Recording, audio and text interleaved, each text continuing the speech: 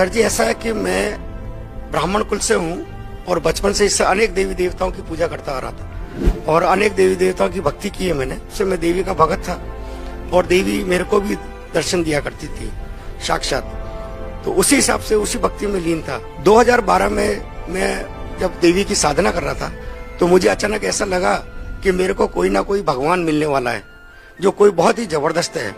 इस प्रक्रिया के अंदर मेरा मन नहीं लग रहा था उस साधना को करने में। तो 2012 के बाद में दिसंबर के अंदर मेरे को एक मेरा मित्र था, उसने ज्ञान गंगा पुस्तक लाकर मेरे को दी। उस समय वो गुरु जी को, संत रामपाल जी महाराज जी को बहुत गालियां दे रहा था। तो मैंने उससे पूछा, भाई आप गाली क्यों दे रहे हो संत जी को? कि देखो ऐसा संत है हमारे देवी देवताओं के बारे में ऐसा बताता है। तो मैंने कहा इसमें ऐसा क्या बता दिया?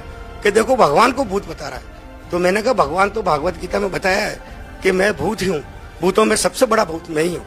तो मैंने कहा ऐसा करो, आप ये किताब पुस्तक मेरे को दे दो। तो उन्होंने कहा ठीक है, मेरे किसी काम की नहीं, आप ले लो इसको।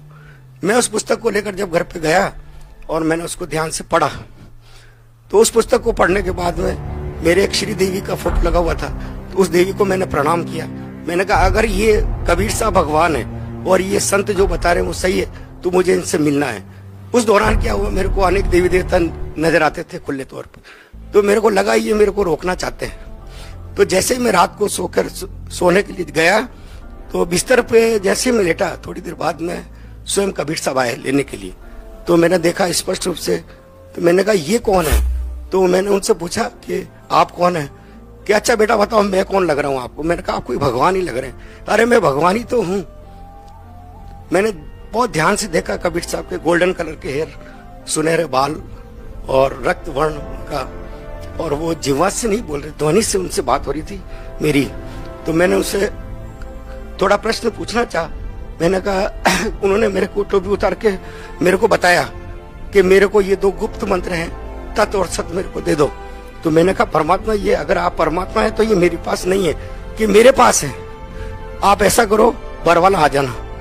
तो मैंने कहा बरवाला में तो रामपाल जी रहते हैं। तो उन्होंने मेरे को बताया कि मैं ही रामपाल हूं और आप वहां पर आ जाओ। मैंने कहा ठीक है। जाते जाते उन्होंने मेरे से कहा कि देर मत करना, बहुत तेजी से समय निकल रहा है बेटा, तुरंत चले आओ।